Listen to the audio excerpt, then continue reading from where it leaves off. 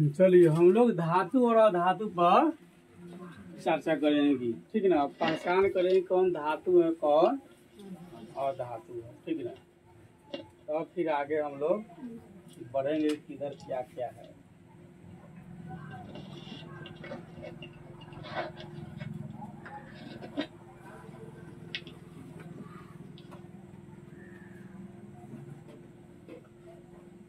देखिए दुनिया में जितनी भी चीज है सबका अपना अलग अलग गुण होता है, ठीक है ना।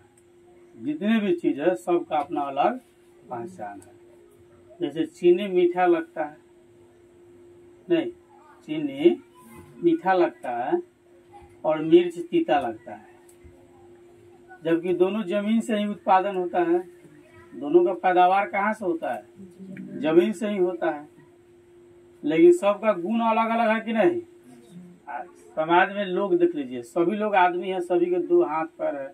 कोनो धनी है, कोनो गरीब है, कोनो अच्छा है, कोनो बुरा है, कोनो दुबला है, कोनो पतला है, कोनो छोटा है, कोनो बड़ा है, नहीं।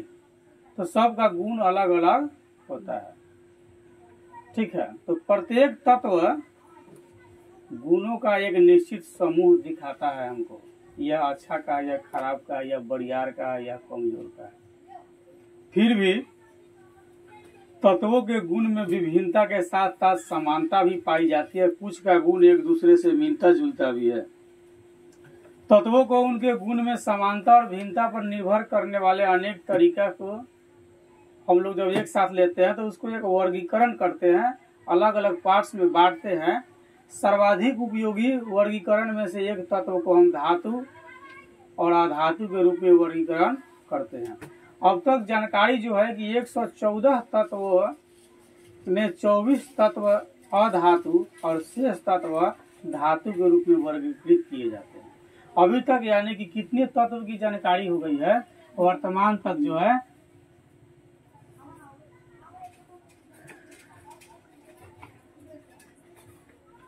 वर्तमान में 114 तत्वों की जानकारी मिली है। जानकारी मिली है, चाहे प्राप्त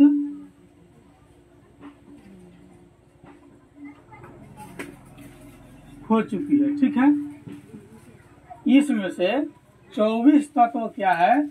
अधातु है। 24 तत्व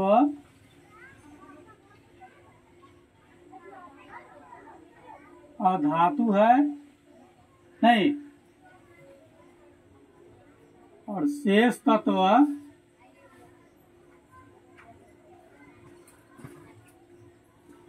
धातु है। अभी तक जो जानकारी कितनी मिली है तत्वों के बारे में?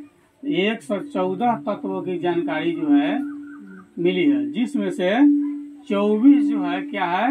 अधातु है। शेष जो बच गया वो सब क्या है? धातु है। यानी 90 धातु हो गए लगभग, ठीक ना। धातुओं का एक समूह गुणों का एक समूह दर्शाता है, दूसरी ओर अधातुएं धातु के विपरीत गुण प्रदर्शित करती है। जो धातु में गुण होता है वो अधातु में नहीं होता है, और जो अधातु में है सो धातु में नहीं होता है। ये दोनों एक दूसरे के विरुद्ध में रहता है, ठीक ना। दोनों प्रकार के तत्वों का हमारे दैनिक जीवन में उपयोग होता है। हम लोग धातु और अधातु दोनों का उपयोग करते हैं और दोनों से हमारी आवश्यकता की पूर्ति होती है। हम अपनी आवश्यकता के अनुसार दोनों का उपयोग करते हैं, जिसकी आवश्यकता होती है उसका हम करते हैं। हम इस अध्याय में धातु और अधातु की समान विशेषता और उसके विभिन्न प्रकार के उपयोगों के बारे में अध्ययन करेंगे, ठीक ना। धातु और अधातु के गुण का अध्ययन जब हम करते हैं तो सबसे पहले हम देखते हैं कि धातुएं क्या है। तो वैसा तत्व जो समान गुण जैसे कठोरता, धात्विक चमक, धात्विक ध्वनि, आघात वर्धनीय, तन्यता आदि से युक्त हो धातु कहलाता है। यानी कि धातु किसे कहते हैं? अब धातु का आप डिफिनेशन देख लीजिए। धातु क्या है, ठीक ना। वैसा तत्व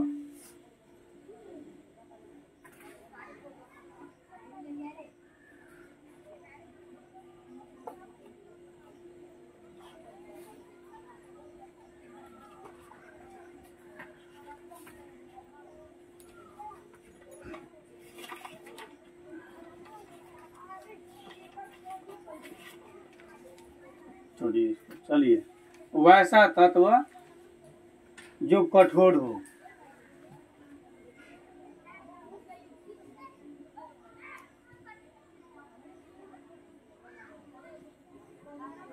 पहली बात, वो कठोर हो, उसमें चमक हो।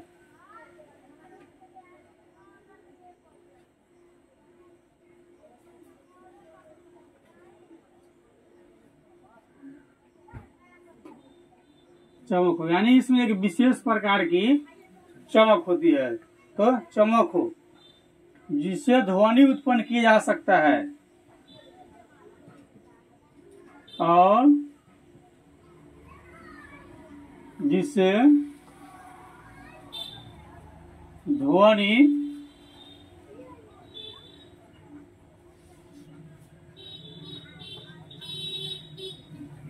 उत्पन्न किया जा सकता हो।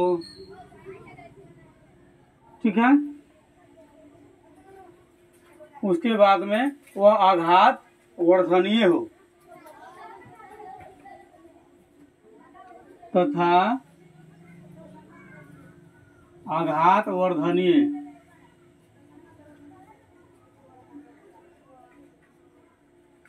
व तन्यता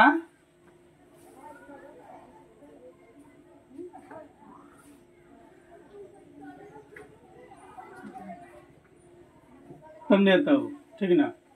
वैसा तत्व जो कठोर हो जिसमें धात्विक चमक हो जिससे ध्वनि उत्पन्न किया जा सकता है और वह आघात वर्धनीय व तन्यता। तन्यता का मतलब हम उसको लमरा सकते हैं, लंबा कर सकते हैं, पतला तार की तरह कर सकते हैं। उसको हम क्या कहते हैं? धातु कहते हैं। ठीक ना। अधातु जो होते हैं, जब कहेंगे कि अधातु किसे कहते हैं, तो वैसा तत्व जिसमें कठोरता, चमक, धात्विक ध्वनि और आघात वर्धनीय तथा तन्यता का गुण नहीं हो उसे हम अधातु कहते हैं। ठीक इसके विपरीत हम लिख लेंगे अधातु का। ठीक ना। कहेगा अधातु किसे कहते हैं? अधातु। तो अधातु का जो गुण है ठीक धातु के क्या हो जाएगा? विपरीत। इसके विपरीत लिख लीजिएगा। क्या विपरीत? कि वैसा तत्व जिसमें न कठोरता हो, न चमक हो, न ध्वनि उत्पन्न किया जा सकता है और न आघात वर्णनीय हो, न वह तन्यता है, उसे हम क्या कहते हैं? अधातु कहते हैं। ठीक है। अब हम चर्चा करेंगे कि धातु के गुण कौन कौन है। तो धातु के सामान्य भौतिक गुण पर हम चर्चा करेंगे। ठीक ना। इस पर चर्चा करेंगे। धातु के सामान्य भौतिक गुण पर हम चर्चा करेंगे।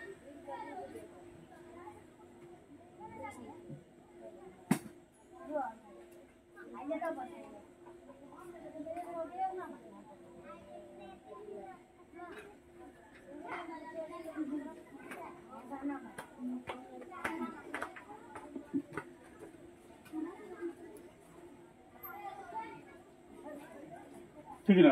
किस पर चर्चा करेंगे?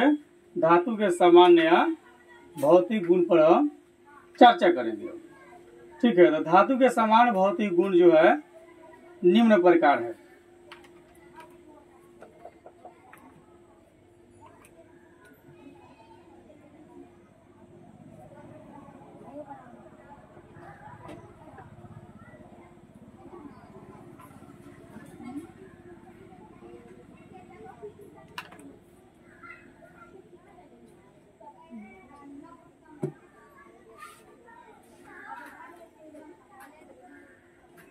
निम्न प्रकार है। नंबर 1। ठीक ना। भौतिक अवस्था।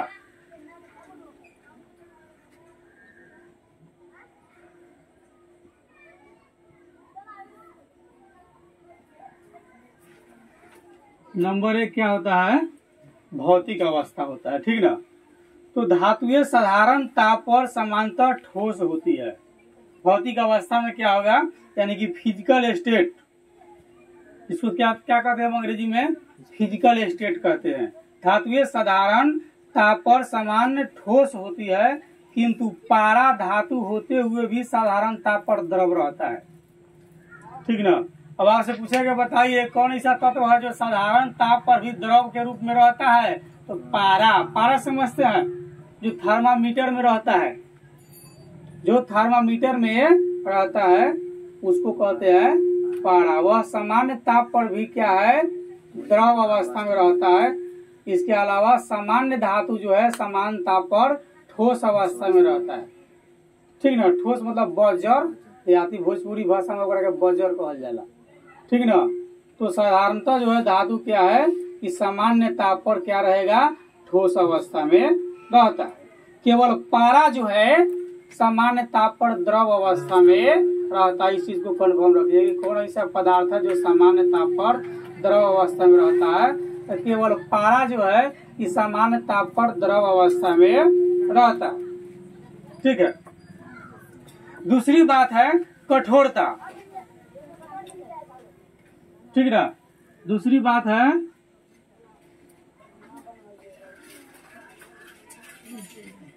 कठोरता। ठीक ना, दूसरी क्या है, कठोरता।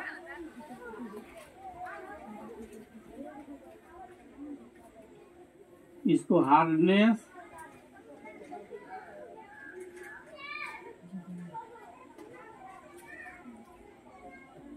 ये फिजिकल स्टेट। हार्डनेस माने कठोर। ठीक ना, तो दूसरी धातु का गुण क्या है कि कठोर होता है। सभी धातुएं सामान्यतः कठोर होती है। हम लोग पढ़े हैं कि सामान्यता पर सभी धातुएं कठोर होती है, परंतु उसकी कठोरता एक समान नहीं होती है। कोनो ज्यादा कठोर होती है, कोनो कम कठोर होता है। अलग अलग धातु की कठोरता अलग अलग होती है। उदाहरण के लिए हम ले लेते हैं, जैसे लोहा बहुत कठोर होता है, तांबा, एल्युमिनियम आदि अधिक कठोर धातु होते हैं तथा उन्हें चाकू से नहीं काटा जा सकता है। चाकू से उसे काटा जा सकता है नहीं।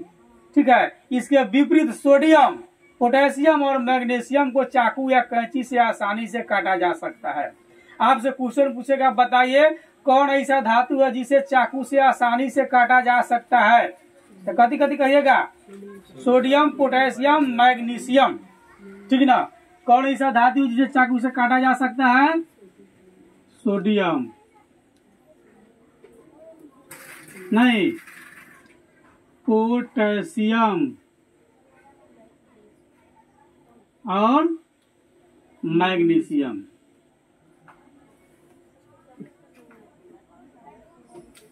तीन को जो है इसको चाकू से काटा जा सकता है। कौन ऐसा धातु है जिसको आसानी से चाकू से काटा जा सकता है, तो सोडियम, पोटेशियम और मैग्नीशियम धातु है जिसको आसानी से चाकू से काटा जा सकता है। ठीक है, जबकि लोहा, तांबा, एल्युमिनियम क्या है, कठोर धातु है। समानता धातुएं क्या है, कठोर होती है नहीं। दो को बात पढ़ लिए, एक भौतिक अवस्था में सभी धातुएं कठोर होती है। ठीक ना, लेकिन पारा जो है द्रव अवस्था में होता है। कौन होता है, पारा। ठीक ना, जो थर्मामीटर में लगा रहता है। ये कठोरता में है, सभी धातु जो है कठोर होती है नहीं। ये क्या है, यानी कि ये मुलायम होती है। ये क्या है, इसको कह लीजिए मुलायम। ये मुलायम होता है, इसलिए इसको चाकू से काटा जा सकता है। इसी की प्रजाति है कथी, लोहा, तांबा, एल्युमिनियम। कथी है, लोहा, तांबा, एल्युमिनियम। इसको हम चाकू से नहीं काट सकते हैं, ये कठोर होता है। ये क्या होता है, सभी ये कठोर होते हैं, इसको चाकू से हम नहीं काट सकते। जबकि सोडियम, पोटेशियम, मैग्नीशियम इसको हम चाकू से काट सकते हैं। तो दूसरी हम कठोरता पर पढ़ रहे थे। ठीक ना, अब जैसे किरोसिन के अंदर से सोडियम धातु के एक टुकड़े को चिमटी से पकड़कर बाहर हम लाते हैं ना। किरोसिन में सोडियम को हमेशा डुबा करके रखा जाता है। ठीक ना, किरोसिन के अंदर सोडियम धातु को हमेशा डुबा करके, किरोसिन पूछते हैं नु, मटिया तेल ना। किरोसिन का मतलब मटिया तेल अपने यहाँ समझता है। तो किरोसिन के अंदर हमेशा सोडियम धातु को डुबा कर रखा जाता है। तो चिमटे से पकड़कर जब उसको बाहर निकाला जाता है, इसे छाना पत्थर रख के उसके मोड़े के बीच सुखाते हैं। अब इसे सूखे चाकू से अगर हम काटने का प्रयास करेंगे तो हम देखते हैं कि सोडियम धातु मोम के समान सरलता से कटी जा रही, एकदम मुलायम हो गई। इसे स्पष्ट होता है कि सोडियम धातु कोमल होती है। इस प्रकार लोहा, तांबा, एल्युमिनियम और मैग्नीशियम की पतली चादर को कैंची या तेज चाकू से काटने का प्रयास हम करते हैं तो हम देखते हैं कि लोहे, तांबे, एल्युमिनियम की अपेक्षा मैग्नीशियम अधिक आसानी से काटी जा सकती है, जबकि लोहा को हम आसानी से नहीं काट सकते हैं, तांबा को आसानी से नहीं काट सकते हैं, एल्युमिनियम को आसानी से नहीं काट सकते हैं। इसका अर्थ है कि धातु की कठोरता सभी धातुओं की एक जैसा नहीं होती है। किसी धातु का कठोरता ज्यादा होती है, किसी धातु की कठोरता कम होती है। जिसकी ज्यादा होता है उसको हम कैंची या चाकू से नहीं काट सकते हैं, और जिसका कम होता है उसको छप दिन उड़ा देते हैं ना। कदुआ पर सिथुआ चौक न कहा जाता है। ठीक है, अगला है तनन सामर्थ्य। ठीक है ना, अगला जो है धातु के गुण जो हम लोग पढ़ रहे हैं, तनन सामर्थ्य।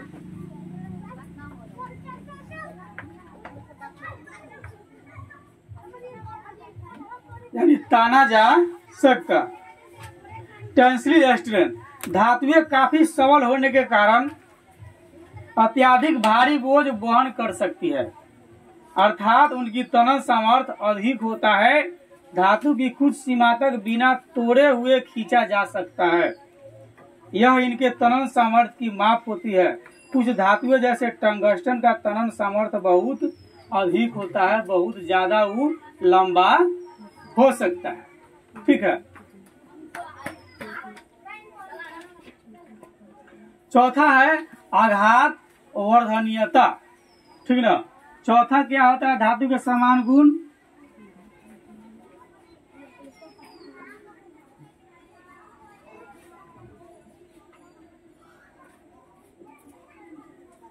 आघात वर्धनीयता। देख लीजिए, चौथा गुण है क्या धातु का।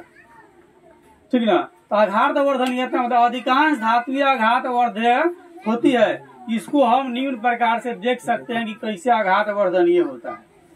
ठीक ना, एक प्रयोग करते हैं, लोहे, जिंक और एल्युमिनियम में प्रत्येक की एक छोटी छोटी हम चादर लेते हैं, एक लोहा का, एक एल्युमिनियम का, एक जिंक का, 3 गो चादर हम उठा करके ले लेंगे। ठीक ना, एक लोहे का, दूसरा एल्युमिनियम का, तीसरा तांबे का ले ले। ठीक ना, या जिंक इत्यादि ले ले। ठीक है, तो 3 को हम ले लेंगे, लोहा, जिंक और एल्युमिनियम से प्रत्येक एक छोटी चादर ले लेंगे। प्रत्येक को बारी बारी से लोहे के एक चौकोर टुकड़े पर रखकर उस पर हथौड़ी से हम बार बार चोट मारेंगे, बार बार मारेंगे, बार बार मारेंगे। हम देखते हैं कि धातु की चादरें कुछ अधिक बड़ी और पतली होती चली गई, नहीं धीरे धीरे पातर हो जाएगा। जैसे अभी नाश्ता में प्लेट मिलता है, देखते हैं चमकता हुआ प्लेट मिलता है, कौन चीज का होता है, वो धातु का होता है।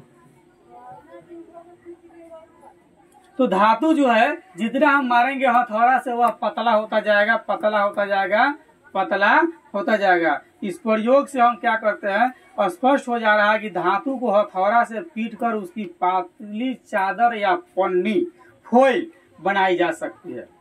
ठीक ना, जिसमें नाश्ता का प्लेट मिलता है बारात शादी में। धातु के इस गुण को हम आघात वर्धनीय कहते हैं। आघात वर्धनीय मतलब समझे, किसी वस्तु को हम पीट कर एकदम पतला से पतला, पतला से पतला बनाए, एकदम प्लास्टिक की तरह। जो धातु ऐसा हो जाता है वो आघात वर्धनीय है, जो पतला से पतला नहीं हो सकता है वो आघात वर्धनीय नहीं है। ठीक ना, चांदी, लोहा, तांबा, एल्युमिनियम आदि भी आघात वर्धनीय धातु है। उदाहरण के लिए हम मान ले तो समान रूप से चांदी पन्नी का उपयोग मिठाई को सजाने के लिए होता है, एल्युमिनियम पन्नी का उपयोग खाद्य पदार्थ को पैक करने के लिए होता है। चोट मारने पर यह धातुएं चूर चूर नहीं होती, परंतु एंटीमनी एवं बिस्मथ चोट मारने पर चूर चूर हो जाते हैं, अतः ये अपवाद है। एक धातु है एंटीमनी एवं बिस्मथ, 2 धातु है जिसको हम जैसे चोट मारेंगे तो चूर चूर उड़ जाएगा। कौन कौन, एंटीमनी और बिस्मथ। 5वां चर्चा हमारी तन्यता। क्या है, तन्यता पर।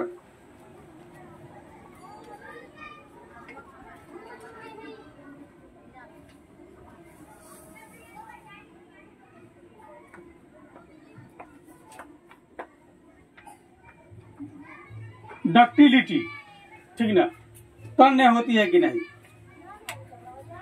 तो धातुएं जैसे सोना, चांदी, तांबा, लोहा, एल्युमिनियम आदि बहुत पतले तार खींचे जा सकते हैं। इनसे हम सोना से खींच सकते हैं, चांदी से खींच सकते हैं, तांबा से खींच सकते हैं, लोहा से खींच सकते हैं, एल्युमिनियम से पतला तार के आकार का खींच सकते हैं, ठीक ना। अर्थात धातुएं तन्य होती है, यानी कि डक्टिल होती है। धातुओं का यह गुण तन्यता कहलाता है। अधिकांश धातु जो है तन्य होता है, लेकिन सभी धातु एक जैसा तन्य नहीं होती है। कोनो ज्यादा तन्य होता है, कोनो कम, मतलब किसी को ज्यादा लमड़ाया जा सकता है, किसी को कम लमड़ाया जा सकता है। 1 ग्राम सोना से बहुत पतले महीन लंबा तार खींचे जा सकते हैं। नहीं, पतला पतला बना करके नथुनी झुलनी बना न देगा वो। छठा है धातुई चमक। शुद्ध अवस्था में सभी धातुओं की सतह चमकती हुई रहती है, ठीक ना। छठा इसका गुण है, ठीक ना, धातु का समान भौतिक गुण की चमक होता है। इसमें क्या होता है, चमक। शुद्ध अवस्था में जब रहता है तो ये हमेशा जो है चमकता रहता है, ठीक ना। क्या होता है, हमेशा चमकता रहता है, यानी कि मेटेलिक लुस्टर। जब ये चमकता रहता है तो इसको हम कहते हैं धातुइक चमक। समान धातु का रंग चांदी जैसा सफेद या भूरा होता है। सोना तथा तांबा इसके अपवाद है, जो इतना चमकता नहीं है। सोने का रंग पीला तथा तांबे का रंग लाल युक्त होता है। नहीं, सोना का रंग पीला और तांबा का रंग जो है हल्का लाल युक्त होता है।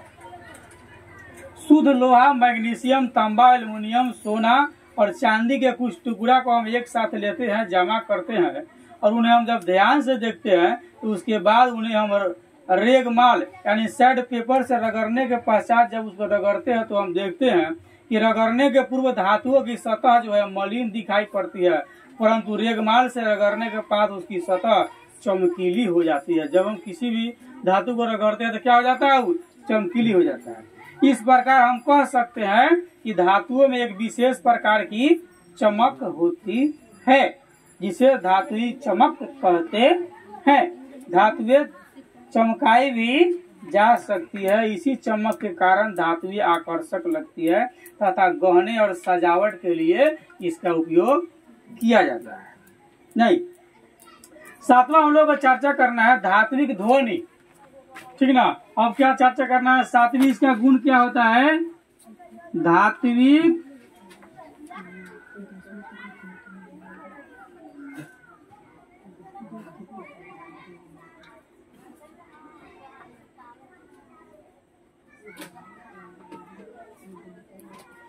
धात्विक ध्वनि पर हम चर्चा करेंगे, यानी कि मेटलिक साउंड। धातुएं साधारणतः जो है धात्विक ध्वनि उत्पन्न भी करती है। जब इस पर हम पीटते हैं, चोट मारते हैं तो ये आवाज करती है, जिसको हम ध्वनि कहते हैं। इसके गिरने या इस पर चोट मारने पर टन टन झन झन, ठीक ना, की सुरीली आवाज निकलती है, जिसको हम धात्विक ध्वनि कहते हैं। जैसे विद्यालय में, मंदिर में घंटी टंगा होता है, जब आवश्यकता होती है तो घंटी बजाई जाती है।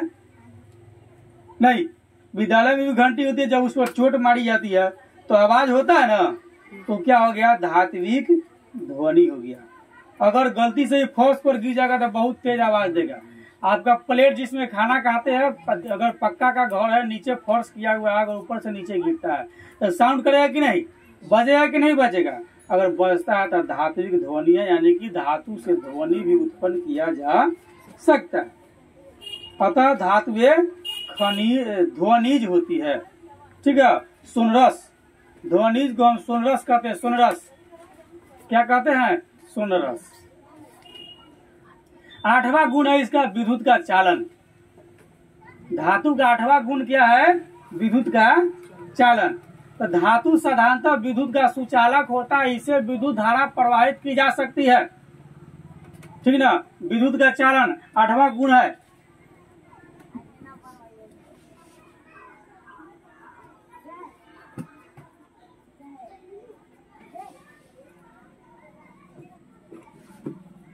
विद्युत का चालन, हम धातु से विद्युत धारा आसानी से प्रवाहित कर सकते हैं, ठीक ना। विद्युत धारा यानी कि इलेक्ट्रिक करंट जा सकता है, बिजली की करंट जा सकता है। तो साधारणतः जो है धातु जो है विद्युत का सुचालक होता है, इसे विद्युत धारा प्रवाहित की जा सकती है, ठीक ना। हम इसके लिए एक जांच कर लेंगे, एक इलेक्ट्रिक से मतलब कि बोर्ड से तार ले लेंगे, नहीं दूसरा 2 तार ले लेंगे हम, ठीक ना। और बल्ब में हम उसको सटाएंगे, जब सटा करके देखते हैं तो क्या हो जाएगा, बल्ब जलने लगता है। और तो तार से जब मतलब जो भी धातु है, तांबा के तार ले ले, लोहा ले ले, एल्युमिनियम ले ले, इस सबसे क्या हो जाएगा, विद्युत धारा प्रवाहित हो जाएगी, यानी उससे जा सकती है, उसको हम प्रवाहित होना कहते हैं। प्रवाह माने बहना, चलना, दौड़ना। तो तार से होकर के विद्युत धारा क्या है, चल सकती है, दौड़ सकती है, यानी प्रवाहित हो सकता है, ठीक ना। यानी कि धातु जो है विद्युत का सुचालक होता है। कुचालक होने का मतलब उसे नहीं जा सकता है, और सुचालक होने का मतलब है कि उसे आ जा सकता है, उसको हम सुचालक कहते हैं, ठीक ना। 9वां है ऊष्मा का चालन। धातुएं ऊष्मा का साधारणतः सुचालक होती है, गर्मी भी एक स्थान से दूसरे स्थान तक दे सकती है, ठीक ना। जैसे ऊष्मा के चालन के लिए हम जब प्रयोग करेंगे तो यहाँ पर आग की भट्टी जला देंगे, यहाँ पर आग की भट्टी जला देंगे, यहाँ पर आग की लौ निकल रही है, ये लोहा के रॉड को हम यहाँ गर्म करेंगे, इसको यहाँ हाथ से पकड़ेंगे, यहाँ पर गर्मी देगा कि नहीं, हमको हाथ जलेगा ना भाई। तो यानी कि धातुएं विद्युत का सुचालक होती है, यानी ऊष्मा का सुचालक होती है, ऊष्मा भी अवशोषण करता है। 10वां गुण है आपका अपचायक गुण। क्या है, अपचायक गुण। चूंकि धातुएं इलेक्ट्रॉन प्रदान कर सकती है, अतः यह प्रायः उत्तम अपचायक है, ठीक है। जैसे कुछ द्रव कठोर, चमकीला, आघात वर्धन, तन्य, ध्वनि तथा विद्युत एवं ऊष्मा के सुचालक होता है। ये वे द्रव जिनसे सामान्य गुण पाए जाते हैं, जैसे धातु, वे सभी धातु कहलाते हैं, जैसे सोडियम, मैग्नीशियम, एल्युमिनियम, कैल्शियम, तांबा, लोहा, सोना, चांदी आदि धातु के उदाहरण है। ये कठोर होते हैं, चमकीले होते हैं, आघात वर्धनीय होते हैं, इनसे ध्वनि भी उत्पन्न की जा सकती है और विद्युत तथा ऊष्मा का चालन भी किया जा सकता है, ठीक है। आज हम लोग पढ़ लिए धातु के भौतिक गुण। अगले दिन हम लोग पढ़ेंगे धातु के रासायनिक गुण, ठीक ना। आज हम लोग क्या देख रहे थे, धातु के भौतिक गुण क्या होता है।